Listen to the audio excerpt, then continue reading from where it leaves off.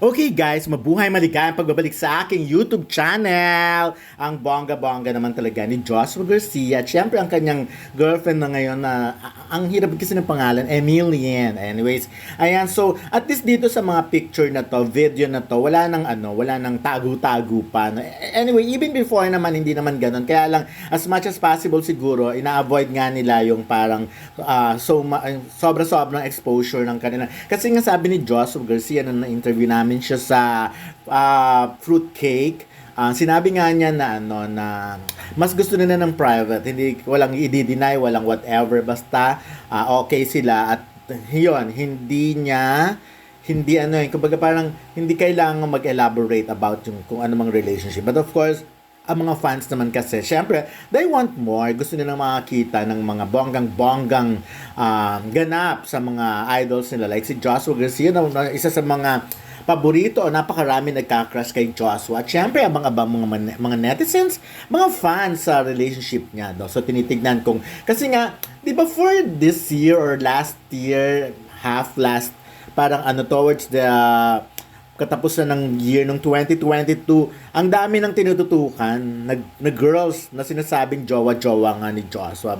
Pero ito yung talagang very medyo tumatagal na at talagang nakikita natin kasi ang mga ganap nila hindi lang sa Pilipinas talagang sa iba't ibang bansa na sila nagpupunta. So, yun ang maganda, yung kumbaga magkasundo sila sa maraming bagay. Una nga yan, 'di ba, nagsimula yan sa Palawan pa nila, and then after ng Palawan yun, nasundan na sa kung saan-saan, nakapag-Europe na rin.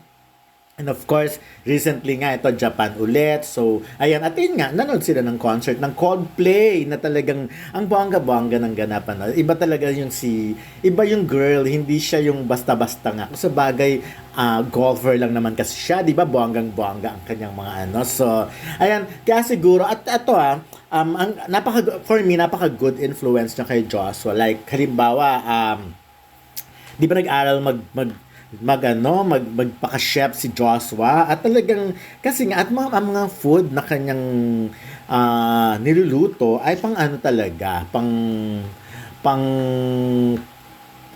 yung pang class ni Emilian. So ganoon, talagang nag-a-adjust siya. Can you imagine para mag-enroll ka pa sa culinary para lang matutunan ko ano mga favorite ng girlfriend mo or yun nga. At syempre nakikita naman natin kung gaano ka appreciative si Ate Girl sa mga niluluto ni Josh para sa kanya. Talagang hindi man sila magkasama in one video, in one picture na kumakain nun, pero talaga makikita mo naman pag pinopost niya, lagi approve ang lasa, yung mga ganong tipo. So ayan, but anyway, going back doon sa concert na yon ng Coldplay, sabi this is even better than last year in Paris. So social talaga si Ate Girl na nakapanood ng Coldplay. Sobrang favorite niya nga talaga ang Coldplay dahil pinanood niya sa Paris and now Japan.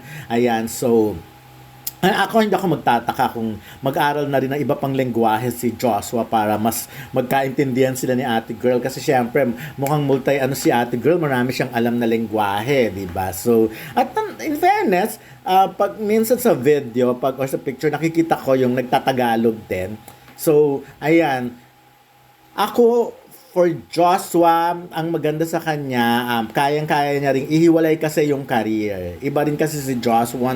Sabi nga, pag magaling kang artista talaga, kahit na pa may ka-relasyon kang iba, natatanggap ka ng mga funny may mga ganun. Iba kasi, di ba, nag-stick na lang sa love team and ayun, nahihirapan ng umalis. Before kasi, ang notion talaga, pag magka-love team at yung nagkahiwalay, laging kawawa ang lalaki.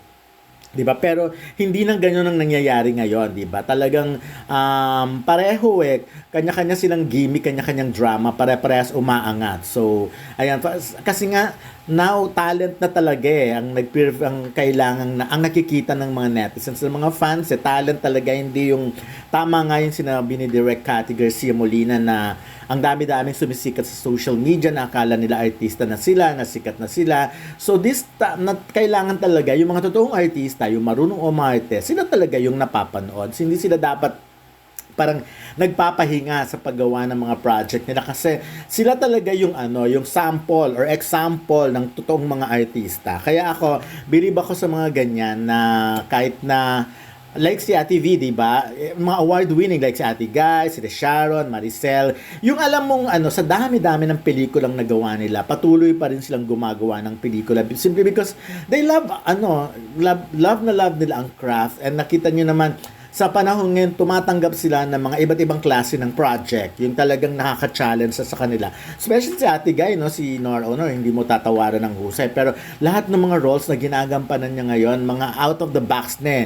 Si Ate Viri naman, sinabi niya nga na this time, gusto naman niyang tumanggap ng mga iba't ibang klaseng role. Ganon din si Maricel and of course si Sharon, di ba? So, ayan, sa huli, ang talent pa rin talaga ang nananaig at hindi yung parang one day sikat ka sa social media. Kasi sa panahon ngayon, ang dami-daming artista, ang dami-daming gusto mag-artista or lahat talaga artista, especially yung may mga cellphone camera, yung may mga vlog, yung talagang pag humarap sila sa camera, artista na sila. And hindi rin natin sila mabiblame kasi binibigyan din sila talaga rin ng break ng mga, like sa teleserye, di ba, sa Batang Quiapo, nakita naman natin kung gaano karaming sabi nga nila, social media influencers na nandun. And this, at the same time, ganun na rin sa Black Rider ni Ruru Madrid, may mga social media influencer doon na sinasama. So, binibigyan sila ng chance. At yun nga sana, patunayan din nila na magagaling silang artista, na may karapat-dapat silang mabigyan ng chance.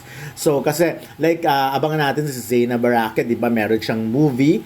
At tignan natin kung ano ang magiging future niya pag humarap na sa camera. Pag yung talagang tunay na acting na. Like si Ivana Alawi ngayon, syempre, napag-uusapan siya because of Batang Quiapo. Pero si Ivana naman, artista na muna siya bago siya naging vlogger. So, ganon. So, meron na siyang K. At saka yung kapatid niya naman, si Moana, artista rin ng bata. At isa sa mga magagaling na artista. Kumbaga, meron silang ganon eh. Meron silang pagmamahal na rin sa craft. Hindi lang puro vlogging ang alam nilang gawin. So, ngayon nga, ayan, anyway, going back kay Joshua Garcia, ang dami pa niyang project na gagawin na iba-iba ang kapartner niya. Pero for now, habang hindi pa siya nakasalang, sabi nga, mag-enjoy muna kasama ang kanyang girlfriend at bongga yung close to my heart na caption habang ang makikita natin sa video ay si Joshua at si Emilian at ang saya-saya ng video. But importante, masaya si Joshua Garcia dahil super workaholic din naman siya. Kaya